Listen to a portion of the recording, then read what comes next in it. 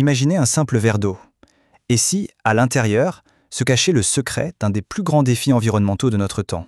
Aujourd'hui, on plonge dans la chimie invisible des pluies acides.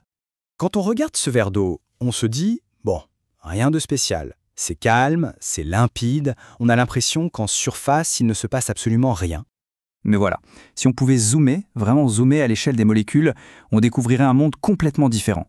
Un balai incessant, une sorte de danse un peu chaotique où des milliards de molécules d'eau interagissent sans arrêt.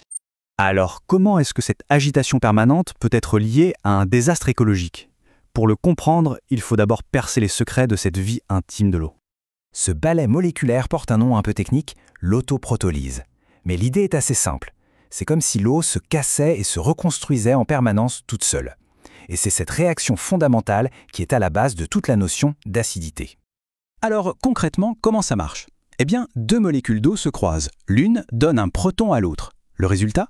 On obtient un ion acide, l'hydronium, et un ion basique, l'hydroxyde. Mais attention, cet état ne dure qu'une fraction de seconde.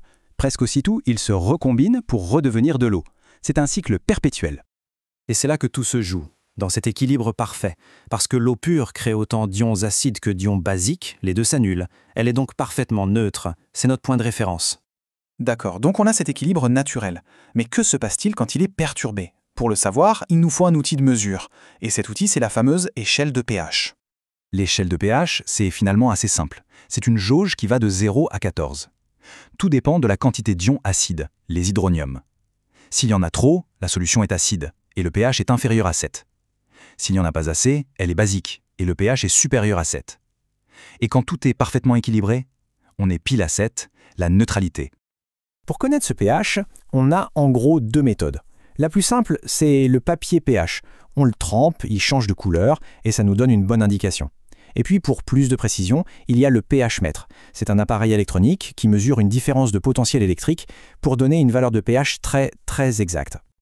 Bon, récapitulons. On a un équilibre naturel dans l'eau et des outils pour le mesurer. Mais que se passe-t-il lorsque l'activité humaine vient, disons, mettre un grand coup de pied dans cette belle mécanique?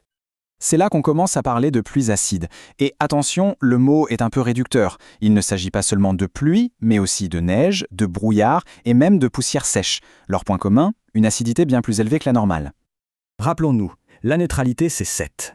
Les scientifiques considèrent que le seuil critique est atteint quand le pH des précipitations passe sous la barre de 6. C'est à partir de là que la chimie de l'environnement commence à être vraiment perturbée. Mais d'où vient toute cette acidité? Eh bien, elle vient principalement de l'air que l'on pollue. Les rejets de nos usines, de nos transports, ils libèrent dans l'atmosphère des gaz comme les oxydes d'azote et le dioxyde de soufre.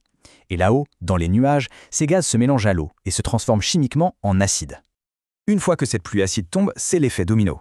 Un seul sein a un pH normal, équilibré, mais quand les pluies acides le saturent, son pH chute. Ce simple changement chimique va alors agir comme une clé et libérer des métaux lourds toxiques qui jusque-là étaient piégés et inoffensifs dans la Terre.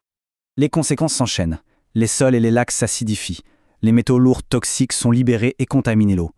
Au final, c'est tout l'équilibre de la faune et de la flore qui est perturbé. Le tableau est assez sombre, c'est vrai. Alors que peut-on faire? Face à un problème chimique d'une telle ampleur, comment inverser la tendance? Heureusement, il existe des stratégies. On a en fait deux grandes approches. La première, c'est la prévention. On s'attaque à la racine du mal en réduisant les émissions polluantes. C'est la solution la plus logique. La deuxième, c'est le traitement, une action corrective où l'on va répandre des produits basiques comme de la chaux directement dans les lacs ou sur les sols pour neutraliser l'acide.